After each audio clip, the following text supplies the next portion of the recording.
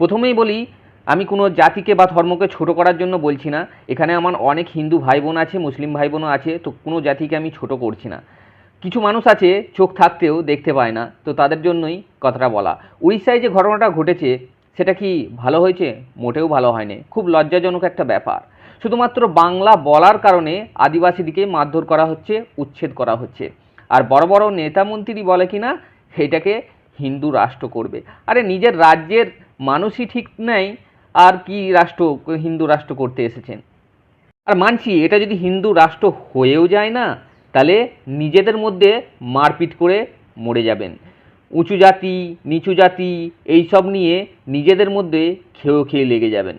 ইন্ডিয়ার মধ্যে সমস্ত জাতি মিলেমিশে আছে বলে ইন্ডিয়ার ভারসাম্য বজায় আছে। আর ইন্ডিয়া হলো ধর্মনিরপেক্ষ দেশ, এখানে কেউ আলাদা করতে পারবে না।